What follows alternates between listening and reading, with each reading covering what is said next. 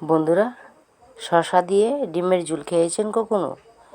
যদি না খেয়ে থাকেন তাহলে দেখে নিন এই রেসিপিটা আমি কিভাবে করি। একদম সিম্পল একটি রান্না, কিন্তু খেতে হয় দুর্দান্ত। তো এখানে কিন্তু আমি শসাটা কেটে নিলাম। তো আমি শসার যে বুকের অংশটা সেটা কিন্তু আমি ফেলে দিয়েছি, কারণ সেটা দিলে তরকারিটা বেশি পানসে পানসে হয়ে যাবে। জল জাতীয় জিনিস তো, মানে পানসে জাতীয় জিনিস, তার জন্য। আর এদিকে ডিমগুলো আমি সিদ্ধ করে খোসা ছাড়িয়ে নিয়ে নিলাম।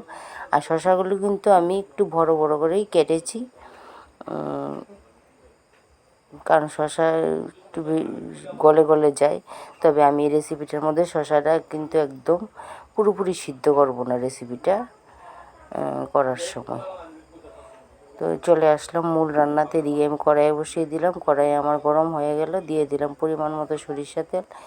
তেলের মধ্যে দিয়ে দেবো আমি 1 চিমটি লবণ, আর দিয়ে দেবো চিমটি হলুদ। দিয়ে আমি ডিমগুলো সুন্দর করে ভেজে নেব। তো নমস্কার বন্ধুরা, আমার আরও একটি নতুন রেসিপি দেখার জন্য আমার চ্যানেলে আপনাদের সবাইকে অনেক অনেক স্বাগত এবং অনেক অনেক ভালোবাসা। তো দিয়ে দিলাম ডিমগুলো।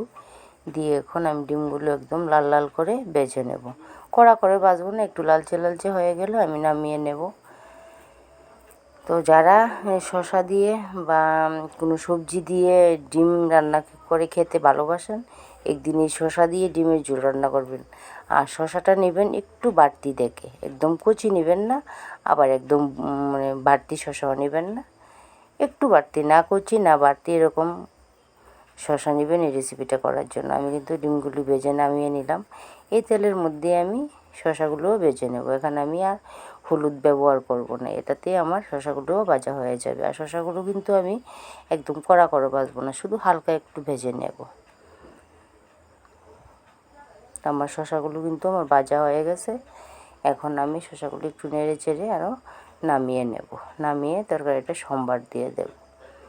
তো আমি রেসিপিটার মধ্যে শসাটা পুরোপুরি সিদ্ধ করব না, কারণ আমি যখনই শসা দিয়ে ডিমের ঝোল রান্না করি শসাটা একটু কচকচে থাকে, তাহলে খেতে আমার কাছে ভালো লাগে। একদম গলা গলা করলে, সিদ্ধ বেশি করে গলা গলা করলে আমার কাছে ভালো লাগে না। যার যেটা পছন্দ। তা আপনারা যদি কোনো দিন ট্রাই করেন, একটু কম সিদ্ধ করবেন, সেটাই ভালো লাগে বেশি সিদ্ধর থেকে। তো আমি শসাগুলো নামিয়ে দিয়ে দিলাম কড়ার মধ্যে সরিষা তেল, দিয়ে তেজপাতা দিয়ে দিলাম, আর দিয়ে দিলাম পেঁয়াজ বাটা। এখানে কিন্তু পেঁয়াজের সাথে আমি আদা রসুন কিছুই ব্যবহার করিনি। আমি ডিমের যে কোনো রেসিপি করলে কিন্তু আমি আদা রসুনটা খুব কমই ব্যবহার করি। তারপরে এখন আমি পেঁয়াজটাকে কিছুক্ষণ কষিয়ে নিয়ে তার মধ্যে আমি একটু গুঁড়ো মশলা জল দিয়ে গুলে দিয়ে দেব। তো এখানে কিন্তু আমার পেঁয়াজটা মোটামুটি ভাজা হয়ে গেছে। এখানে আমি একটু লঙ্কার গুঁড়ো আর হলুদের গুঁড়ো নিয়ে নিলাম, এটা জল দিয়ে গুলে দিয়ে দেবো। এখানে কিন্তু আমি জিরা আর ধনিয়ার গুঁড়ো নিয়ে নিই, কারণ আমি এই রেসিপির মধ্যে ঘরে তৈরি করা ভাজা জিরে ধনিয়ার গুঁড়োটা ব্যবহার করব। তো আমার কিন্তু পেঁয়াজটা ভাজা হয়ে গেছে। এখন আমি এই পর্যায়ে দিয়ে দেব হলুদ আর লঙ্কা যে জল দিয়ে গুলে রেখেছিলাম সেই মশলাটা দিয়ে সুন্দর করে কষিয়ে নেব। যতক্ষণ পর্যন্ত জলটা না শুকিয়েছে ততক্ষণ পর্যন্ত আমি মশলাটাকে কষাবো। তো আপনারা চাইলে আদা রসুন দিতে পারেন, সমস্যা নেই। যারা ডিমে আদা রসুন খেয়ে ভালোবাসেন তারা অবশ্যই দিবেন আদা রসুন। আমার কিন্তু মশলাটা কষানো হয়ে গেছে, তেল ছেড়ে দিয়েছে।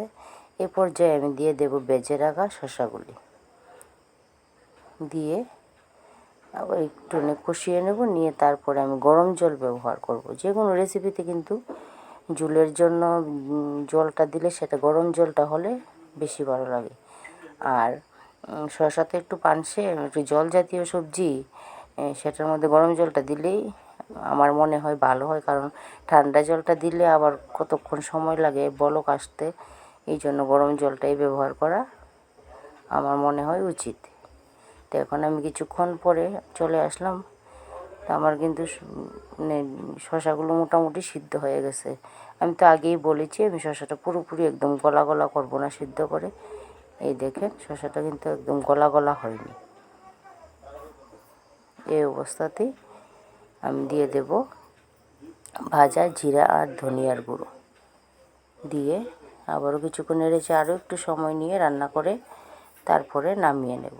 তো আমার এই রেসিপিটা আপনাদের কাছে কেমন লাগলো কমেন্ট করে অবশ্যই বলবেন। নতুন দর্শক হলে আমার রেসিপিটা দেখে যদি বেশি ভালো লাগে তাহলে আমার চ্যানেলটাকে সাবস্ক্রাইব করে পাশে থাকা বেল বাটনটিকে অন করে অল অপশনে ক্লিক করে রাখবেন, যাতে করে আমি কোনো নতুন ভিডিও ছাড়ার সাথে সাথেই সর্বপ্রথম আপনাদের মোবাইলে নোটিফিকেশান চলে আসে।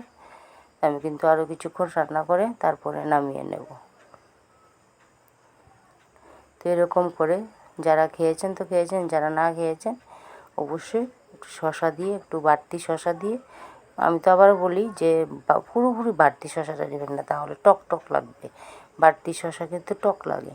তো এই শসাগুলো আমার গাছের শসা। তো এখন আমি গ্যাস ওভেন বন্ধ করে আপনাদের সার্ভ করে দেখিয়ে দিচ্ছি শসা দিয়ে ডিমের ঝোলের ফাইনাল লুক। আমার রেসিপি তৈরি। আমি একটা বোলের মধ্যে নিয়ে নিচ্ছি। তো বন্ধুরা, আজকের মতো এখানেই রাখলাম। চলে আসবো নতুন কোনো ব্লগ বা রেসিপি নিয়ে। ততক্ষণ পর্যন্ত সবাই ভালো থাকবেন, সবাই সুস্থ থাকবেন, আর সবাই অল টাইম হাসি খুশি থাকবেন, আর সবাই আমার পাশে থাকবেন। আমি পুরোটা তরকারি বোলের মধ্যে নিয়ে নিলাম। এ হলো শসা দিয়ে ডিমের ঝোলের ফাইনাল লুক। তো দেখতে যতটা লোভনীয় হয়েছে খেতে ততটাই সুস্বাদু হয়েছে। আর ঝোলটা কিন্তু এখানে না বেশি ঘন হয়েছে না বেশি পাতলা হয়েছে,